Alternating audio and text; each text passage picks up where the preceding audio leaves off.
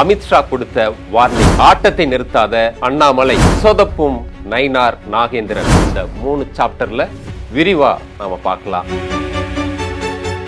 JK holidays மற்றும் Kashi Ayodhya Seva foundation இணைந்து வழங்கும் திரு சுவாமி கண்ணன் பட்டாச்சாரியா அவர்களின் தலைமையில் காசி, அயோத்தியா, கயா யாத்திரை மற்றும் கைலாயம், ஆதி கைலாயம், சார்தாம் யாத்திரை மற்றும் பல ஆன்மீக யாத்திரைகளுக்கு உடனே புக் பண்ணுங்க. டிகிரி படிக்க வெயிட் பண்ண வேண்டாம். UG and PG courses 100% online at doctor MGR online is just a click away. குறிப்பா இந்த ஞாயிற்றுக்கிழமை 8ஆம் தேதி மதுரையில பாஜக ஏன் அங்க நிர்வாகிகள் ஆலோசனை கூட்டத்தை நடத்தணும் அப்படின்னா, அவங்க அண்மையில், அதாவது ஜூன் 1ஆம் தேதி தான் திமுக அங்க அவங்களுடைய பொதுக்குழு கூட்டத்தை போட்டிருந்தாங்க. அந்த பொதுக்குழு கூட்டத்தில் அவங்க எல்லாருமே இங்க தமிழ்நாட்டில் இருக்கக்கூடிய எதிர்க்கட்சியான அதிமுகவை விடுத்து பாஜகவையே அதிகமாக டார்கெட் பண்ணி எல்லாருமே வந்து பேசியிருந்தாங்க. முதல்வர் அவர்கள் கூட காட்டமான விமர்சனத்தை எல்லாம் வச்சிருந்தாங்க.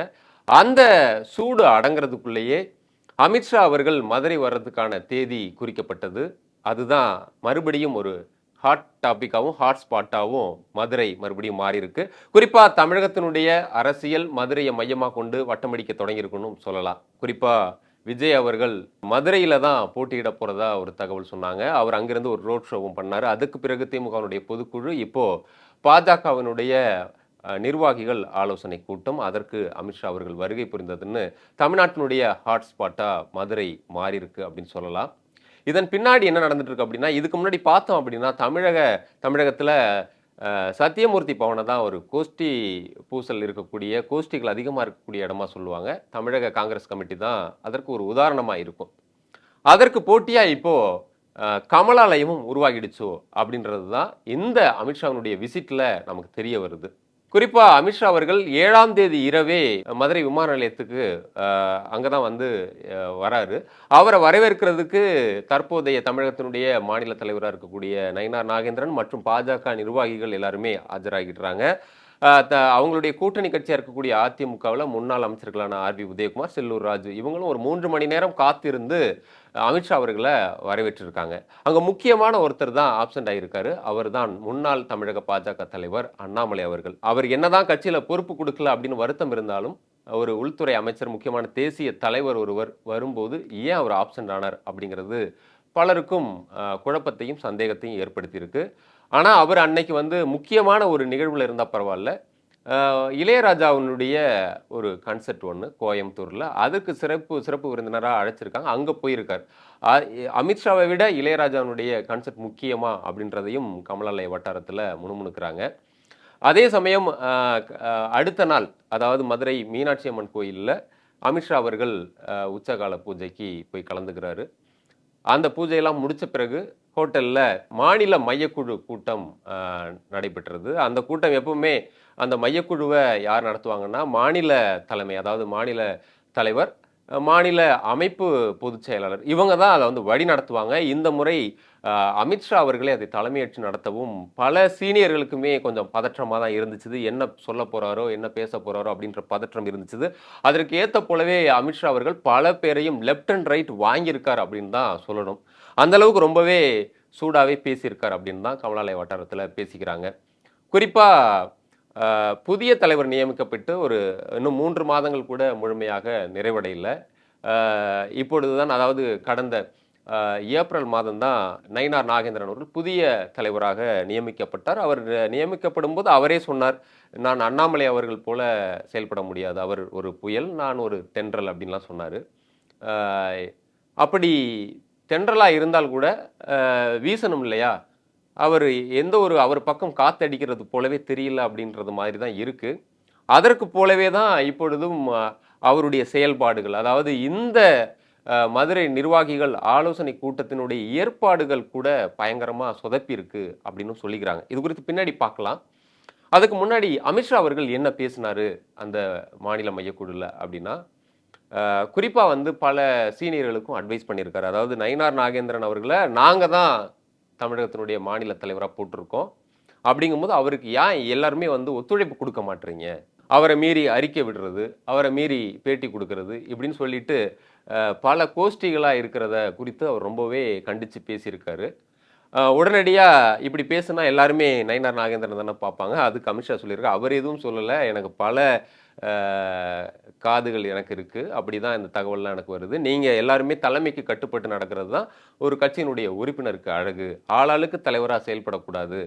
நயினார் நாகேந்திரன் நம்ம கட்சியினுடைய தலைவராக இங்கே தமிழகத்தில் இருக்காரு, அவர் பேச்சை தான் கேட்கணும் அப்படின்ற மாதிரி சொல்லியிருக்காரு. உடனடியாக எல்லா அங்கே இருந்த சீனியர்ஸும் ஒருத்தர் பார்த்துருக்காங்க. குறிப்பாக தமிழிசை, ஹெச் ராஜாவெல்லாம் நாங்கள் பேட்டியெல்லாம் கொடுக்குறோம், ஆனால் அவரை மீறியோ அவருக்கு போட்டியாகவும் நாங்கள் எதுவும் செயல்படலைன்றதை அவங்களே சொல்லியிருக்காங்க.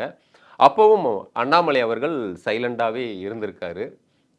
எல்லாரும் அவரையும் பார்த்துருக்காங்க.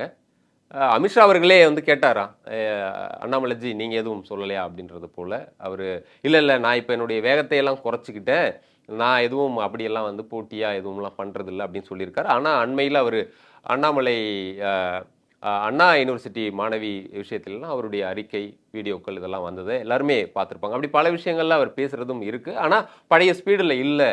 குறிப்பாக அவரை வரவேற்கவே வரல அப்படிங்கிறது, அவர் ஒரு அப்செட்டில் இருக்காரு அப்படிங்கிறது தெரியுது.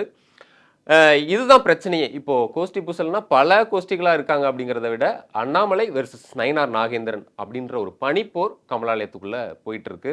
குறிப்பாக அண்ணாமலை அவர்கள் வந்த பிறகு தான் இந்த தமிழகத்தில் பாஜக வலுவாக காலூன்றி இருக்கு, அதனுடைய வாக்கு சதவீதம் அதிகரிச்சிருக்கு. அந்த கட்சியை தமிழகத்தில் தூக்கி நிறுத்தினதே அண்ணாமலை அவர்கள் தான்ன்றது போல அண்ணாமலை தரப்பினர் ஒரு சாரார் வந்து ஆதரவாளர்கள் இணையதளத்தில் சோசியல் மீடியாவில் எல்லாம் வந்து கம்பு சுற்றிட்டு இருக்காங்க.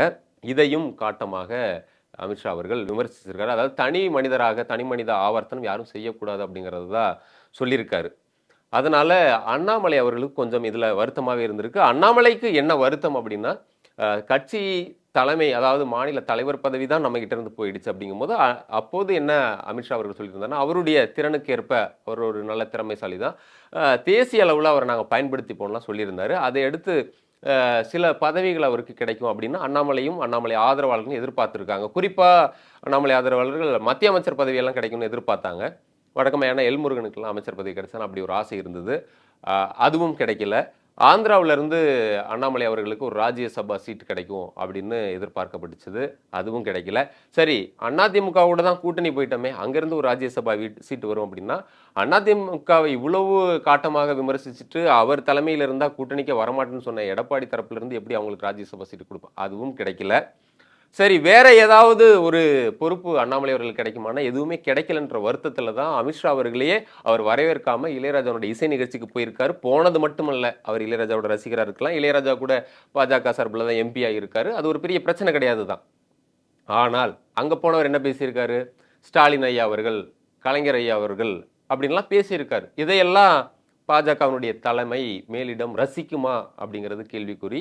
ரசிக்குங்கிறத தாண்டி அவரும் புரிதல் இல்லாமல் இதை பேசியிருப்பாரா அப்படிங்கிறதும் யோசிக்க வேண்டிய ஒன்றா இருக்குது. ஸோ அவருடைய வருத்தத்தை வேறு விதமாக காட்டிக்கிட்டு இருக்காரு. அதனால தான் அமித்ஷா அவர்களை ரிசீவ் பண்ண அவர் மதுரை விமான நிலையத்துக்கு போகலை, மறுநாள் மையக்குழுவுக்கு மட்டும் போயிருக்காரு அப்படிங்கிறது தெரிய வருது. இதற்கு அடுத்து பல விஷயங்களை பேசியிருக்காரு. குறிப்பாக அமித்ஷா அவர்கள் அடுத்து சொன்னது,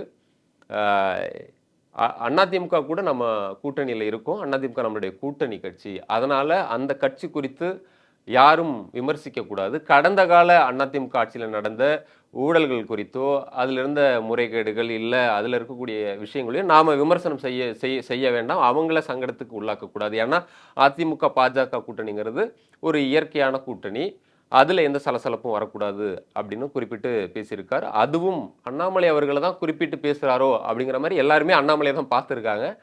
அவர் அமைதியாக இருந்திருக்காரு.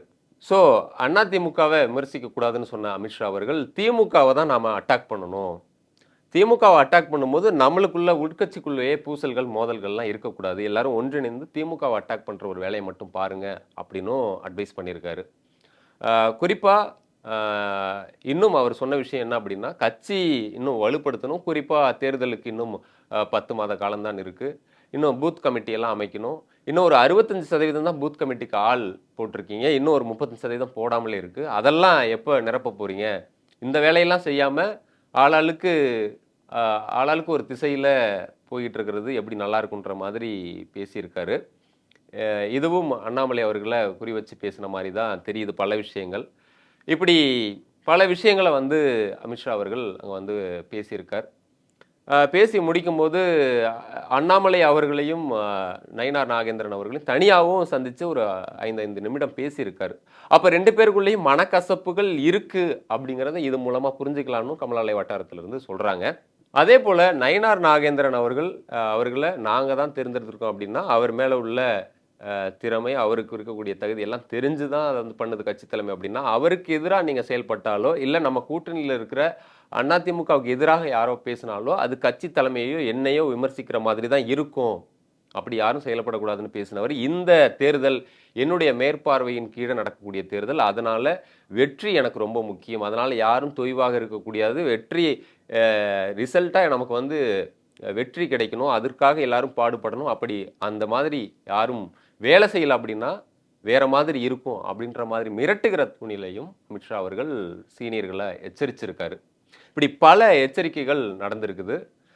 அப்போ நயினார் நாகேந்திரன் மேல ஏன் நயினார் நாகேந்திரன் தலைவரானதுக்கு ஏன் ஒத்துழைப்பு கொடுக்க மாட்டீங்க, அவர் மேல ஒருவேளை வருத்தமோ விமர்சனமோ இருந்தா அதை சொல்லுங்க, சரி பண்ணிக்கலாம் அப்படின்னு சொல்லியிருக்காரு.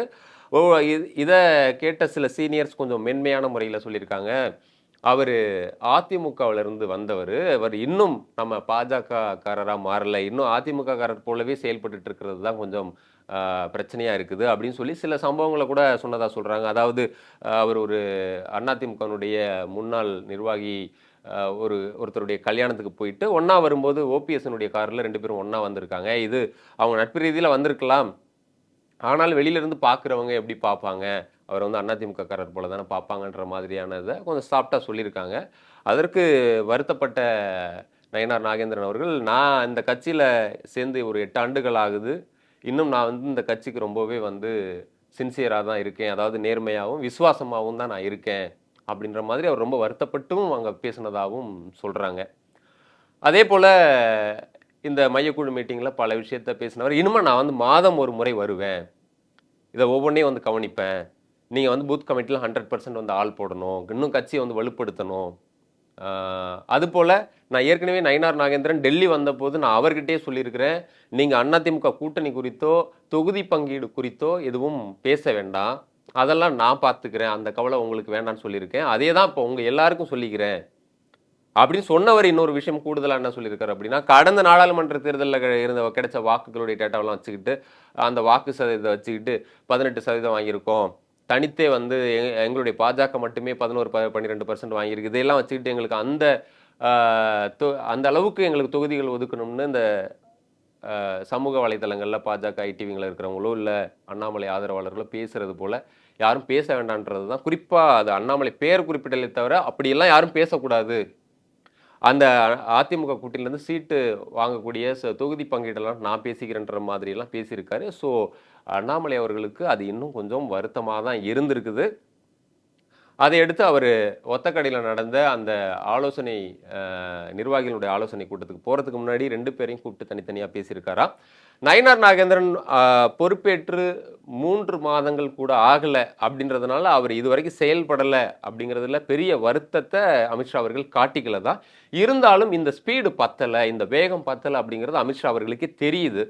அதனால சில விஷயங்களை நீங்கள் தயக்கத்தோடு எதுவும் பண்ணாதீங்க, எதாக இருந்தாலும் சொல்லுங்கள், உங்களுக்கு மற்றவர்கள் ஒத்துழைப்பு அளிப்பாங்க, நீங்கள் இன்னும் வேகமாக செயல்படணுன்ற மாதிரி அட்வைஸை நயினார் நாகேந்திரன் அவர்களுக்கும் அமித்ஷா அவர்கள் கொடுத்துருக்காரு. அதே போல் அண்ணாமலை அவர்கள்ட்டையும் என்ன பிரச்சனை உங்களுக்கு, ஏன் அப்படின்னு தலைவராக இருக்கும்போது தான் செயல்படுவீங்களா, தொண்டராக இருந்து செயல்படுன்னு சொன்னீங்க, அப்படி எதுவும் செயல்பட மாட்டீங்களான்ற மாதிரி கேட்டிருக்காரு. அதுக்கு அண்ணாமலை அவர்கள் என்ன சொல்லியிருக்காரு அப்படின்னா, எனக்கு இது வரைக்கும் ஏதாவது பொறுப்பு வழங்கப்படும்னு பார்த்தேன், எந்த ஒரு ராஜ்யசபா எம்பி கிடைக்கல, எனக்கு கட்சி ரீதியாக கூட எந்த ஒரு பொறுப்பும் வழங்கப்படலை, எந்த ஒரு பொறுப்பும் இல்லாமல் நான் ஒரு அறிக்கை விட்டாலே இப்போ அவர் வந்து வருத்தப்படுறாரு, அப்படி இருக்கும்போது நான் எதுவுமே இல்லாமல் நான் என்ன பண்ண முடியுன்ற மாதிரி தன்னுடைய வருத்தத்தையும் அண்ணாமலை அவர்கள் அமித்ஷா அவர்கள்ட்ட சொல்லியிருக்கதா சொல்கிறாங்க. அது அமித்ஷா அவர்களும் கொஞ்சம் பொறுமையாக இருங்க, வெயிட் பண்ணுங்க அப்படின்ற மாதிரி சொல்லியிருக்காரு. கிட்டத்தட்ட அண்ணாமலை அவர்களுக்கு ஒரு புதிய பதவி வரப்போகுது அப்படின்றதான் பேசிக்கிறாங்க. அதற்கான க்ரீன் சிக்னல் கிடைச்சிட்ட மாதிரி தான் சொல்கிறாங்க. அது எப்போ கிடைக்கும், என்ன மாதிரி பதவி கிடைக்கும்ன்றது தெரியல, ஆனால் கண்டிப்பாக அவருக்கு ஏதோ ஒரு பதவி கொடுக்க போகிறாங்க. அது தேர்தல் பிரச்சார குழு தலைவராக இருக்கலாம் அப்படிங்கிறதா இருக்குது. அவர் தேர்தல் ஒருங்கிணைப்பு பொறுப்பாளராக ஆசைப்படுறதாகவும் அந்த பதவி இல்லாட்டினாலும் தேர்தல் குழு பிரச்சார தலைவராக அவருக்கு கொடுக்கறதுக்கான வாய்ப்புகள் இருக்குது. ஏன்னா தமிழகத்தில் பிரச்சாரத்தை எண்மண் எண் மக்கள்னு யாத்திரை மூலமாக போன முறை கொண்டு போய் சேர்த்தவர். அவருக்கு இன்னும் ஆதரவாளர்கள், அவர் விசுவாசிகள் இருக்கிறாங்க. அவருடைய முகமும் அவருடைய பேச்சும் கண்டிப்பாக அதுக்கு வலுப்படும் அப்படின்னு அமித்ஷா அவர்களும் வந்து விருப்பம் இருக்கனால அது அந்த பதவி பொறுப்பு வழங்கப்படும் அப்படின்னு சொல்லிக்கிறாங்க. இதை எடுத்து தான் ஒத்தக்கடையில் நடந்த அந்த கூட்டத்துக்கு அமித்ஷா அவர்கள் போறாரு. அங்கே ஒரு விஷயம் நடந்துருது. இந்த காட்சி எப்படி இருந்துச்சுன்னா, இதெல்லாம் சினிமாவில் தான் நடக்கும். குறிப்பாக சினிமா ஆடியோ லான்ச்சில், தியேட்டரில் இதெல்லாம் நடக்கும். குறிப்பாக அண்மையில் வெளியான தக்லை படம், அது குறித்து பல்வேறு சர்ச்சைகள் விமர்சனங்கள்லாம் போயிட்டு இருக்கு. மறுபடியும் அதுக்குள்ளே போகிறோம் அப்படின்னா, கமல் மிகப்பெரிய ஒரு உச்ச நட்சத்திரம், உலக நாயகன்லேருந்து இப்போ விண்வெளி நாயகனெல்லாம் ப்ரொமோட் ஆகியிருக்காரு. மணிரத்னம் 40 ஆண்டுகளாக உச்ச இயக்குனராக இருக்கிறவர். ஏஆர் ரகுமான் 2 ஆஸ்கர் வாங்கினவர். இவங்கெல்லாம் இருக்கும்போது அங்கே மேடையில் இவங்க பேரெல்லாம் அங்கே இருக்கக்கூடிய தொகுப்பாளர்கள் சொல்கிறப்ப பெரிய கைதட்டல்கள் கிடையாது இருக்குது. ஆனால் அந்தளவுக்கு இல்லை. ஆனால் ஒருத்தருடைய பேர் சொல்லும் போது அந்த அரங்கமே அதிர்ற அளவுக்கு விசிலும் கைத்தட்டலும் ஆர்ப்பரிப்பும் இருந்துச்சு. அதுதான் எஸ்டிஆர், அதாவது சிலம்பரசன் அவருடைய பேரை சொன்னதும். கிட்டத்தட்ட அங்கே பேச வந்த அபிராமி நடிகை அவர்கள் வந்து பேசவே முடியாத அளவுக்கு அந்த கைதட்டல் ஓசை இருந்துச்சு. அது சிம்பு ரசிகர்களுக்கு ரசிக்கிற மாதிரி இருந்தாலும் மற்றவங்களுக்கு எப்படி இருக்கும் அப்படிங்கிறது ஒன்று இருக்கு இல்லையா? அப்போது சிம்புவே சொன்ன பிறகு தான் அவங்கெல்லாம் அமர்ந்தாங்க. ஸோ அதெல்லாம் ரசிகர் மன்றத்திலேருந்து வர்றவங்க. ஸோ சிம்பு ரசிகர்கள் மன்றத்திலேருந்து கண்டிப்பாக சொல்லியிருப்பாங்க, தலைவருக்கு மாநாட்டுக்கு பிறகு பெரிய படங்கள் எதுவும் ஓடலை, இந்த படம் நம்ம படமாக இருக்குன்னு சொல்லியிருக்கலாம். ஸோ விசில் அடிச்சிருக்கலாம், கத்திருக்கலாம், இதெல்லாம் நடந்திருக்கலாம். இதெல்லாம் சினிமாவில் நடக்கிறது இயல்பு. அதை கமல் கூட ரசிச்சிருக்கலாம்.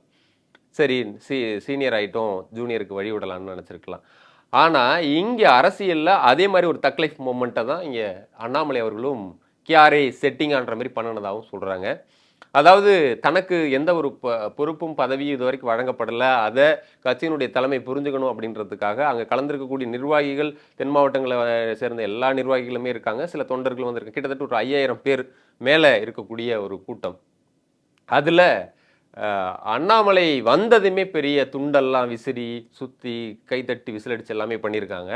அதற்கு சிலர் என்ன சொன்னாங்க அப்படின்னா, அப்படியெல்லாம் ஒன்றும் இல்லை, அது அண்ணாமலைக்கு அந்த துண்டெல்லாம் அவங்க சொல்லல, விசிலடிக்கல, கைத்தட்டல.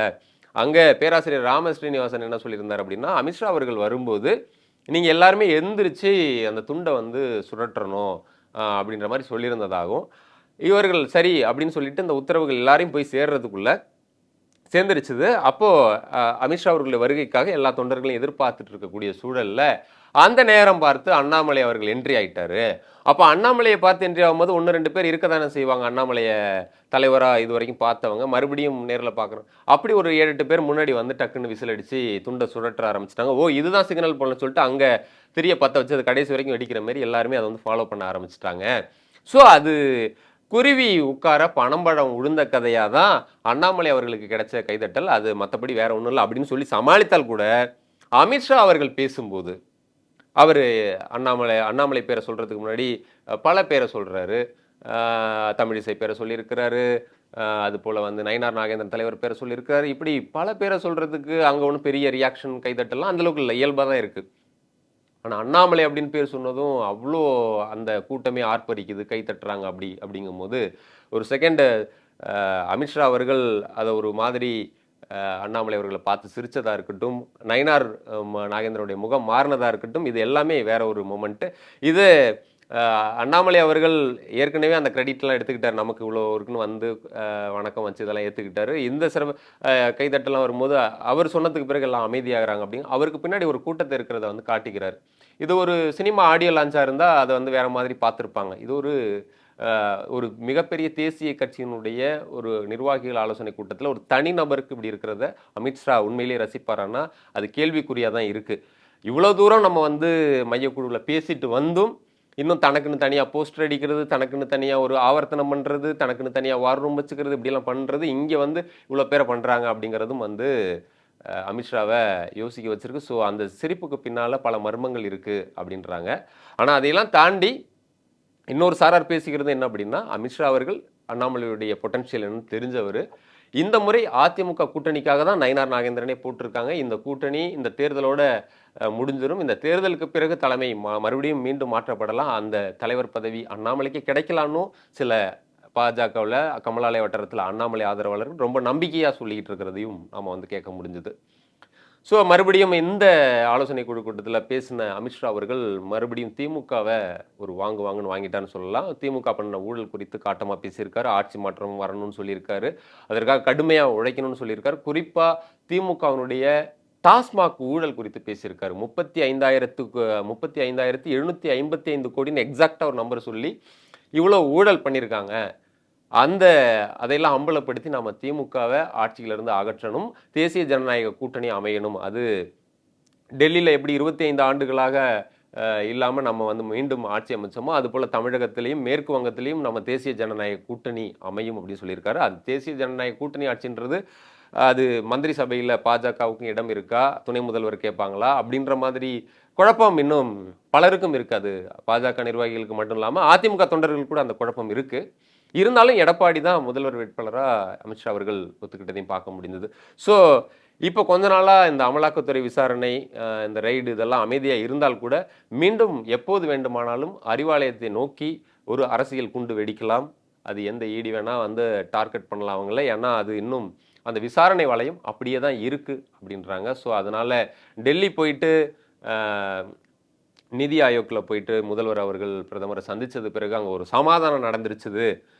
இதற்கு அடுத்து ஒன்றும் பெரிய நடவடிக்கைகள்லாம் எடுக்க மாட்டாங்க. ஸோ அதனால் ஒரு பிரச்சனையும் இல்லை அப்படின்னு திமுக வட்டாரத்தில் பேசிக்கிட்டு இருந்தவங்களுக்கு இது மறுபடியும் ஒரு கிளியை ஏற்படுத்திருக்குன்னு சொல்லலாம். ஏன்னா மீண்டும் ஒவ்வொரு மாதமும் நான் வருவேன்னு சொல்லியிருக்காரு. அப்படி ஒவ்வொரு மாதம் வரும்போது திமுகவை நோக்கி தான் இவங்க அரசியல் சதுரங்காட்டத்தில் காய நகர்த்த போகிறாங்க. அதனால ஒவ்வொரு முறையும் ஒவ்வொரு மாதிரி திமுகவுக்கு எதிரான குண்டுகள் வெடிக்கலாம் அப்படின்னு எதிர்பார்க்கப்படுது. முக்கியமாக இப்போ இந்த விஷயங்கள் எல்லாருமே பார்க்கும்போது அமித்ஷா அவர்கள் கொடுத்த வார்னிங் அதிகமாக சீனியருக்கு, குறிப்பாக அண்ணாமலைக்கு அப்படிங்கிறது மாதிரி புரிந்து கொள்ளப்பட்டாலும் உண்மையிலேயே நயினார் நாகேந்திரனுக்கு இந்த அதிமுக கூட்டணிக்காகத்தான் அந்த தலைமையை மாற்றி எடப்பாடியினுடைய ஒரு நிர்பந்தம், அவங்க இல்லைன்னு சொன்னால் கூட அப்படி ஒரு நிர்பந்தத்தை வச்சு ஒரு கூட்டணி அமைச்சிருக்காங்க. ஸோ நயினார் நாகேந்திரன் அவர்கள் 3 மாதம் 4 மாதம் கூட ஆகலை, அதனால செயல்பாடுகளில் திருப்தி இல்லை அப்படின்னு ஒன்றும் சொல்லணும்னா கூட ஒரு வருத்தம் இருக்கு. ஏன்னா இந்த கூட்டத்தை ஆர்கனைஸ் பண்ணுறதுலேயே நயினார் நாகேந்திரன் அவர்கள் நிறைய சொதப்பி இருக்கார் அப்படின்ற மாதிரி சொல்கிறாங்க. ஸோ அந்த அண்ணாமலை அவர்கள் மேலே தனி ஆவர்த்தனம் பண்ணுறாரு, கைத்தட்டுறதுக்கு தனியாக ஆள் கூப்பிட்டு வராரு, செட் பண்ணுறாரு, இந்த கேரே செட்டிங் வேலையெல்லாம் பண்ணால் கூட அவர்கிட்ட அந்த ஆர்கனைஸ் பண்ணுற வேலைகள்லாம் சரியாக இருந்துச்சு. அது நயினார்கிட்ட கொஞ்சம் குறைவாக தான் இருக்குது அப்படின்ற மாதிரியும் பார்க்கப்படுது. ஸோ குறிப்பாக அந்த ஆலோசனை கூட்டத்தில் அமித்ஷா நினைச்சதை விட அங்கே கலந்துக்கிட்ட நிர்வாகிகள் பலரும் சொல்கிறது, ஒரு திமுக இதுக்கு முன்னாடி ஒரு வாரத்துக்கு முன்னாடி ஒரு போன சண்டே அவங்க நடத்துகிறாங்க, இந்த ஞாயிற்றுக்கிழமை இவங்க நடத்துகிறாங்க. அவங்க அந்த பொதுக்குழுவை எந்த அளவுக்கு நடத்துகிறாங்க, ஒரு கறி விருந்தோடு அவ்வளோ ஜாம்னு நடத்தியிருக்காங்க. நம்ம ஒரு பெரிய ஒரு தேசிய கட்சி மதுரையில் நடத்துகிறோம் அப்படின்னா ஒரு தண்ணி கூட சரியாக கொடுக்கல அப்படின்ற மாதிரி வருத்தமும் இருக்குது. ஸோ ஆர்கனைஸ் பண்ணுறதுல நயினார் நாகேந்திரன் அவர் சொதப்புறாரோ, இந்த ஆர்கனைஸ் மட்டும் இல்லை, அவர் பதவியேற்றதுக்கு பிறகு எத்தனை முறை மீடியாவை ப்ரெஸ்ஸை சந்திச்சிருக்கார், என்ன பண்ணியிருக்கார் அப்படின்னு கேட்டால் தமிழிசை அவர்கள், ராஜா அவர்கள் கொடுத்த பேட்டி அளவுக்கோ இல்லை அண்ணாமலை அவர்கள் விட்ட அறிக்கை அளவுக்கோ கூட நயினார் நாகேந்திரனும் பண்ணலை அப்படிங்கிறதையும் பேசிக்கிறாங்க. ஸோ எது எப்படியோ இந்த ஒவ்வொரு மாதமும் அமித்ஷா அவர்கள் வரேன்னு சொல்கிறதும், ஏன் மேற்பார்வையில் தான் இங்கே தேர்தலே நடக்க போகுது அப்படின்னு சொல்கிறதும் கூட இங்கே செயல்படாத அளவுக்கு தான் நயினார் நாகேந்திரன் பேரளவுக்கு தான் ஒரு தலைவராக போட்டிருக்காங்களோ அப்படிங்கிறதும் பலரும் யூகிக்கக்கூடியதாகவோ இல்லை சந்தேகப்படக்கூடியதாகவும் அளவுக்கு இருக்குது. அந்த அளவுக்கு தான் நயினார் நாகேந்திரனுடைய செயல்பாடுகளும் இது வரைக்கும் இருந்திருக்கு. அவர் என்னதான் தன்னுடைய கட்சிக்கு விசுவாசமாக இருக்கேன், நேர்மையாக இருக்கேன் அப்படின்னு சொன்னால் கூட அவர் செயலில் இது வரைக்கும் எதுவும் காட்டலை அப்படிங்கிறத சொல்கிறாங்க. ஸோ அடுத்தடுத்த முறை அமித்ஷா அவர்கள் வர்றதுக்குள்ளே அவர் தன்னை மாற்றிப்பாரா அப்படிங்கிறதையும் பொறுத்திருந்து பார்க்கணும். கமலாலய வட்டாரத்தில் இனிமேல் ஒற்றுமையாக செயல்படுவாங்களா அப்படிங்கிறதையும் பார்க்கலாம். JK ஹாலிடேஸ் மற்றும் காசி அயோத்தியா சேவா ஃபவுண்டேஷன் இணைந்து வழங்கும் திரு சுவாமி கல்லன் பட்டாச்சாரியா அவர்களின் தலைமையில் காசி, அயோத்தியா, கயா யாத்திரை மற்றும் கைலாயம், ஆதி கைலாயம், சார்தாம் யாத்திரை மற்றும் பல ஆன்மீக யாத்திரைகளுக்கு உடனே புக் பண்ணுங்க. டிகிரி படிக்க வெயிட் பண்ண வேண்டாம். UG and PG courses 100% online at Dr. MGR Online is just a click away.